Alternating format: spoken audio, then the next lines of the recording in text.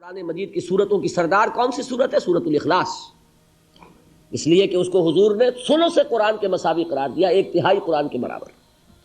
4 آیتیں ہیں لیکن ایک تہائی قرآن کے مساوی۔ اس کی وجہ کیا ہے؟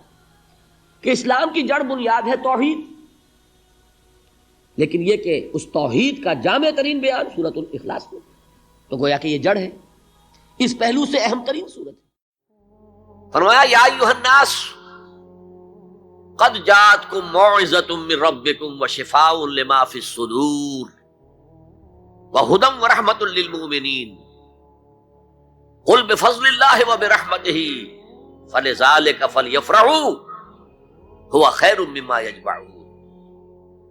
اے لوگو، تمہارے پاس آ گئی ہے نصیحت، موعظت تمہارے رب کی طرف سے۔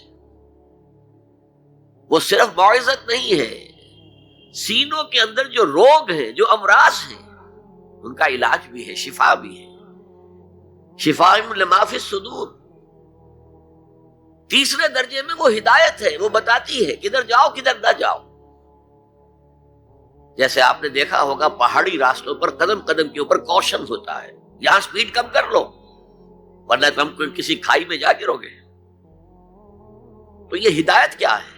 دیکھو ادھر مت جانا، ادھر جاؤ، اگر ادھر جاؤ گے تمہارا سارا معاملہ تلپٹ ہو جائے گا۔ یہ ہے ہدایت۔ اور جو چیز دنیا میں ہدایت ہے وہ آخرت میں رحمت ہے، ھدی ورحمۃ للمؤمنین۔ اب میں چاہتا ہوں ان 4 الفاظ میں جو ربط ہے اسے سمجھیں۔ دیکھیے، اگر کسی ایسی زمین پر بارش برسے جو اوپر سے بہت سخت ہے تو پانی بہہ جائے گا، زمین میں جذب نہیں ہوگا تو کوئی رویدگی پیدا نہیں ہوگی۔ اگر دل سخت ہے تو قرآن مجید ان پر کوئی اثر نہیں کرے گا۔ اس کے لیے سب سے پہلے موعظہ کی ضرورت ہے، واعظ کی ضرورت ہے، نصیحت کی ضرورت ہے، تاکہ دل نرم پڑ جائے۔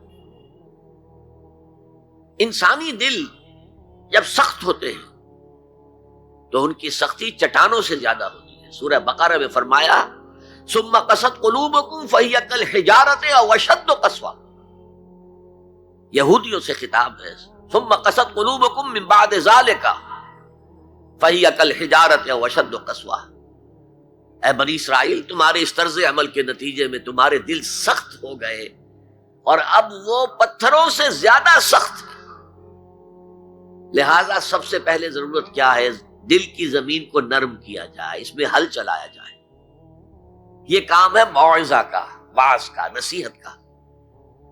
ہمارے معاشرے میں کسی زمانے میں واعظ کا بڑا رواج تھا، آج کل یہ چیز ختم ہو گئی، بلکہ واعظ کو گھٹیا بات سمجھا جاتا ہے۔ بھائی کوئی عقلی بات کرو، کوئی علمی بات کرو، تم تو واعظ کہہ رہے ہو، گویا کہ واعظ گھٹیا چیز ہے۔ نہیں، واعظ سے دل میں رقت پیدا ہوتی ہے، نرمی پیدا ہوتی ہے۔ تو قرآن مجید ہی سب سے بڑا موعظہ ہے۔ ہم نے بدقسمتی سے کیا کیا، جب واعظ کہے جاتے تھے تب بھی مثنوی مولانا روم سے، ضعیف احادیث سے، واعظ دستاں زنو افسانہ بند، واعظ بڑے اونچے اونچے ہاتھ چلا کر اور افسانہ جو ہے بیان کر رہا ہے، لیکن اس کا حال کیا ہے؟ از خطیب و دیلمی گفتار اوست، با ضعیف و شاذ و مرسل کار اوست۔ وہ خطیب بغدادی یا دیلمی کی جو احادیث ہیں، جو سب سے گھٹیا درجے کی کتاب حدیث کی، سب سے کم تر درجے کی کتاب حدیث کی، ضعیف کتابوں کے یوں سمجھیے کہ بہت بڑے مجموعے، وہاں سے وہ حدیثیں لا رہا ہے۔ الضعیف و شاذ و مرسل کار، ضعیف حدیث، شاذ حدیث، مرسل حدیث سے وہ بیان کر رہا ہے۔ قرآن سے اس کا کوئی تعلق۔ قرآن مجید سب سے بڑا واعظ ہے۔ یا ایھا الناس قد جاءتکم موعظۃ، یہ دل کو جب نرم کرتا ہے تو پھر اس میں جذب ہوتا ہے، یہ سیکنڈ سٹیپ ہے اس کا۔ اور جب دل میں جذب ہوگا تو دل کے اندر کی بیماریوں کو دور کر دے گا۔ دل کے اندر کی بیماریاں کون سی ہیں؟ تھرومبوسس نہیں، انجائنا نہیں، وہ اور ہے۔ وہ دل کی بیماریاں جن کے لیے قرآن شفا ہے، وہ ہے تکبر، حسد، حب مال، حب دنیا، حب جاہ، حب شہرت۔ یہ ہیں وہ چیزیں کہ جو اصل ہیں، جو دل کے امراض ہیں، ان سب کو جڑ سے نکال کر پھینک دے گا قرآن حکیم۔ یا ایھا الناس قد جاءتکم موعظۃ من ربکم وشفاء لما فی الصدور، وہ ہدن اور وہ ہدایت ہے، انفرادی زندگی کے لیے بھی ہدایت ہے، اجتماعی زندگی کے لیے بھی ہدایت ہے۔ کبھی اگر سورہ فاتحہ پر آپ غور کریں، جو ہماری نماز کا جزو لازم ہے، تو ہم پہلے کہتے ہیں الحمدللہ رب العالمین الرحمن الرحیم مالک یوم الدین ایاک نعبد و ایاک نستعین۔